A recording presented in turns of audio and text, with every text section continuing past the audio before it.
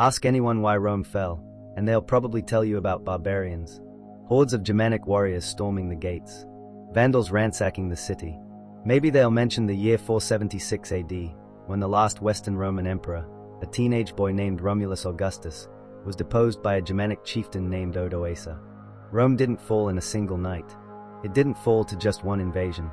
And it definitely didn't fall for the reasons most people believe.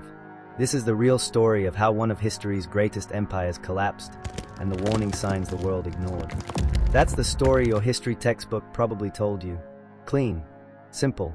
Rome was strong, then barbarians showed up, and Rome fell. But here's what that story gets wrong. By the time those so-called barbarians entered Rome, the empire was already a corpse. The barbarians didn't kill Rome. They just buried it. The real question isn't how Rome fell. It's why an empire that once controlled 3 continents, commanded millions of subjects, and seemed invincible for centuries, slowly rotted from the inside out. Because the truth is far more disturbing. Rome destroyed itself. And it did so over the course of nearly 250 years of gradual decline that nobody seemed able to stop. To understand Rome's collapse, we need to go back to the year 235 AD. The empire had reached its peak about a century earlier, in 117 AD under Emperor Trajan, stretching from Britain to Mesopotamia, from the Rhine River to the Sahara Desert. Around 60 to 70 million people lived under Roman rule. But in 235 AD, something changed. Emperor Severus Alexander was assassinated by his own soldiers. Not because he was a tyrant, not because he was weak in battle, but because he chose diplomacy over violence when dealing with Germanic tribes threatening the northern frontier. His troops thought he was cowardly for paying off the invaders instead of fighting them. So they murdered him. And they chose their own emperor, a common soldier named Maximinus Thrax. This was the beginning of what historians call the crisis of the 3rd century, a 50-year period of chaos that nearly destroyed Rome completely. And here's the terrifying part. In those 50 years, Rome had at least 26 different emperors. Most ruled for less than 2 years before being murdered by their own troops or rivals. Think about that for a moment. 26 emperors in 50 years. Compare that to the previous 250 years, when Rome only had 26 emperors total. The Roman throne had become a death sentence. And with each new emperor came civil war, because every general with an army thought he should be emperor. The legions that were supposed to defend Rome's borders were instead fighting each other in brutal civil wars. While Romans slaughtered Romans, the real threats poured in. Germanic tribes crossed the Rhine and Danube rivers. The Sassanid Persian Empire, newly powerful and aggressive, attacked from the east. In 260 AD, they achieved the unthinkable. They captured a Roman emperor, Valerian, on the battlefield. He was paraded through Persian cities as a humiliated prisoner and, according to some accounts, was eventually killed and his skin used as a trophy. Though some Roman sources claim he was skinned and displayed, most historians treat this as propaganda. No Roman emperor had ever been captured by a foreign enemy before. The psychological impact was devastating.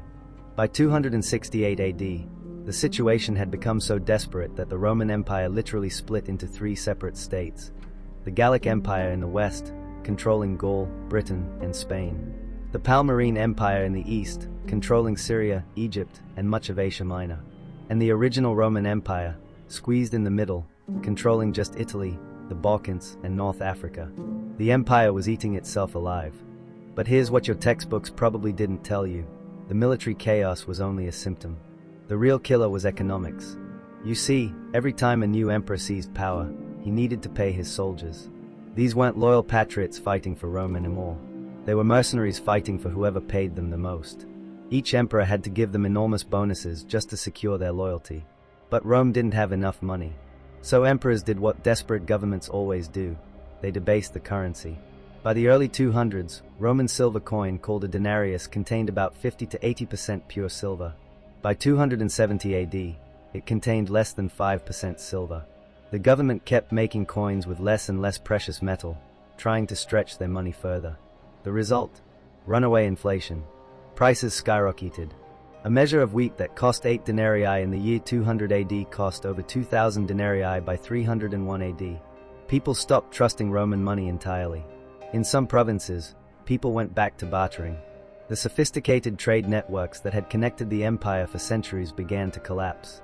And when trade collapsed, so did the economy. Cities that had thrived on commerce began to decline. Rome itself, which had boasted a population of around 1 million at its peak, saw its population plummet. By the early 5th century, fewer than 400,000 people lived there. The tax system, which had funded Rome's massive army and bureaucracy, started failing. The government couldn't collect enough taxes because the economy was dying. But they still needed money, so they raised tax rates even higher. This crushed what remained of the middle class. Local city councillors, called decurions, were made personally responsible for collecting taxes in their regions. If they couldn't collect enough, they had to pay the difference out of their own pockets. Predictably, nobody wanted to be a decurion anymore. Men fled their cities, abandoned their positions, gave up their property, anything to escape the crushing tax burden. And here's the darkest part. As the economy collapsed and security vanished, ordinary Romans began giving up their freedom. Small farmers, unable to pay their taxes and terrified of bandits and invaders, signed contracts with wealthy landowners. They became coloni, essentially serfs tied to the land. They gave up their rights as Roman citizens in exchange for protection. This was the birth of medieval feudalism, born from the ashes of Roman collapse. The transformation from citizen to serf happened gradually, across generations, as people chose survival over freedom. But there's another factor that history often forgets: disease. Starting around 250 AD, a devastating plague swept through the empire. It's called the Plague of Cyprian, named after a Christian bishop who described its horrors. At its peak, this plague killed an estimated 5,000 people per day in the city of Rome alone.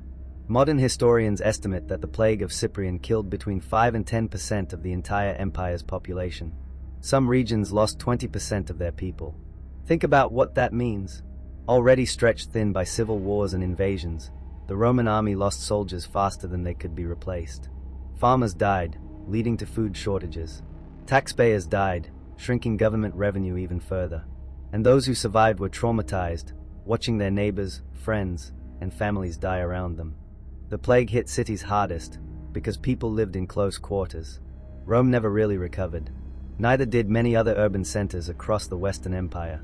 This wasn't a one-time event, either.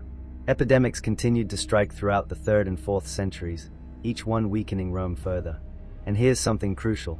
The plague didn't just kill people. It killed trust. It killed the social bonds that held Roman society together.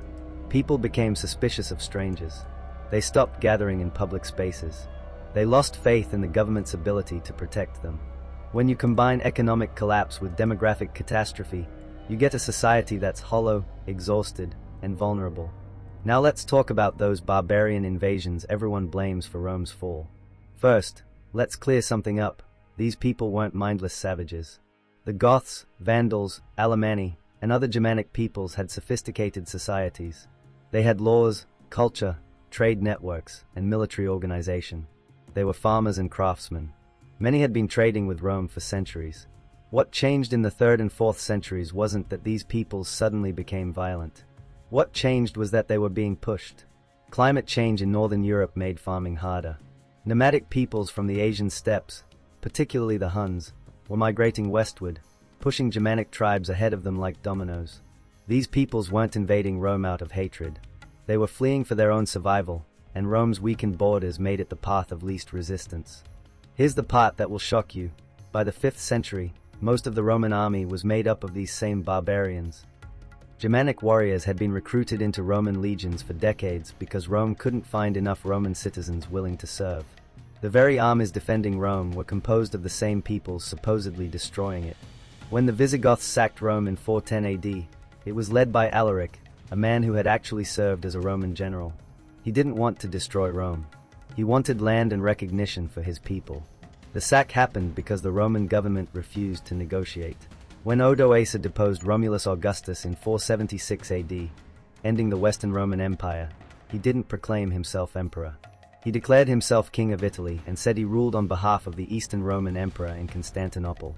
He tried to maintain Roman traditions and government structures. These weren't conquests. They were settlements. Germanic peoples were moving into Roman territory and gradually taking over because Rome no longer had the strength to stop them or integrate them properly. Here's a question that exposes the whole barbarian invasion myth. If barbarians destroyed Rome, why did the Eastern Roman Empire, later called the Byzantine Empire, survive for another 1,000 years? The Eastern Empire faced the same barbarian pressures. It faced the same plague. It dealt with the same military challenges. Yet it endured until 1453, when Constantinople finally fell to the Ottoman Turks. Why? Economics. The Eastern Empire was simply wealthier. Its provinces, including Egypt, Syria, and Asia Minor, were more economically productive than the agricultural lands of the West. It had thriving trade routes connecting it to India, Persia, and beyond. Its cities, particularly Constantinople, remained vibrant centers of commerce and culture. This wealth allowed the Eastern Empire to pay its armies, maintain its bureaucracy, and recover from setbacks. When faced with threats, it could hire mercenaries, bribe enemies, or invest in stronger fortifications. The Western Empire didn't have these options. Its economy was collapsing. Its tax base was evaporating. Its cities were declining. It simply couldn't afford to defend itself anymore. And here's the crucial point. The difference wasn't cultural or military. It was structural and economic. Rome's West didn't fall to superior enemies.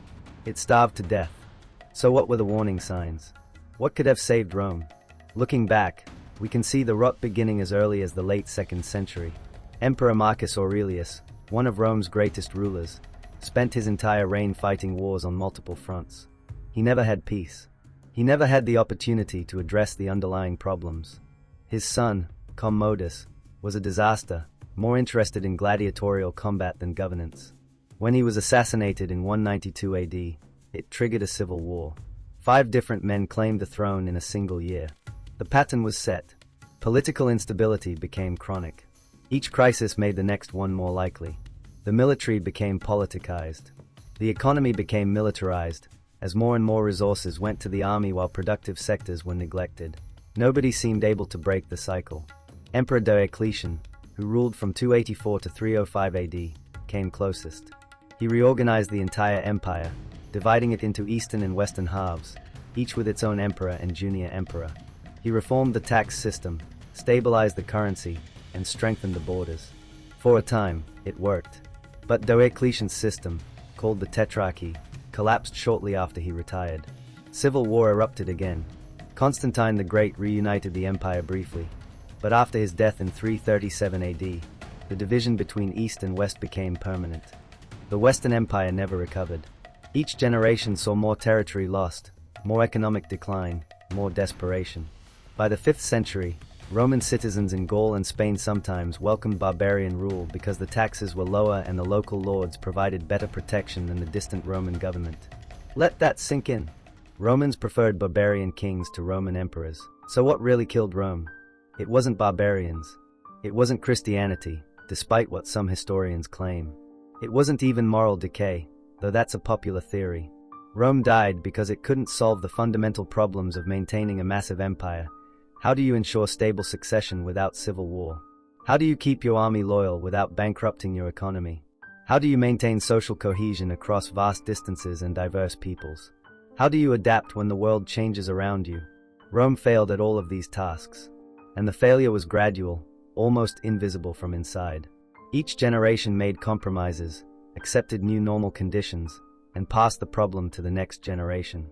The soldiers who murdered Severus Alexander in 235 AD didn't know they were triggering a 250-year death spiral. The emperors who debased the currency thought they were solving immediate problems. The farmers who became coloni thought they were just trying to survive. But each small decision, each compromise, each failure to address the root causes, brought Rome one step closer to collapse. And here's what makes it terrifying. The people living through it didn't realize their civilization was ending. To them, it felt like just another crisis, another difficult period that would eventually pass. Life went on. People raised families, ran businesses, celebrated festivals. The apocalypse wasn't dramatic. It was slow, bureaucratic, economic. The collapse happened so gradually that by the time anyone realized it was permanent, it was far too late to stop. That's the real lesson of Rome's fall. Great civilizations don't usually collapse suddenly. They erode. They rot from within. They make 1,000 small compromises until one day, they realize they are no longer what they once were. Rome's warning signs were clear, but nobody with the power to act seemed capable of solving the systemic problems. The political structure incentivized short-term survival over long-term stability. The economic system rewarded extraction over production. The military structure valued loyalty over effectiveness. And when the crisis came, Rome didn't have the strength left to survive. The Western Roman Empire officially ended on September 4, 476 AD, when Odoacer deposed Romulus Augustus. But the empire didn't fall that day. It had been falling for 2.5 centuries. Rome destroyed itself slowly, through countless small failures that accumulated into catastrophe. The question isn't why Rome fell. The question is, can you see the same patterns in our own time? Because if there's one thing history teaches us, it's that the signs of collapse are always visible. We just need to be willing to see them. If you want to learn more about the fall of other great civilizations, personalities, companies, and empires, hit that subscribe button and click the bell icon to turn on notifications so you don't miss new videos. The patterns repeat themselves throughout history, and understanding them might be the most important knowledge we can gain. Thanks for watching. Until next time, stay blessed, and watch out for echoes of failure in our society.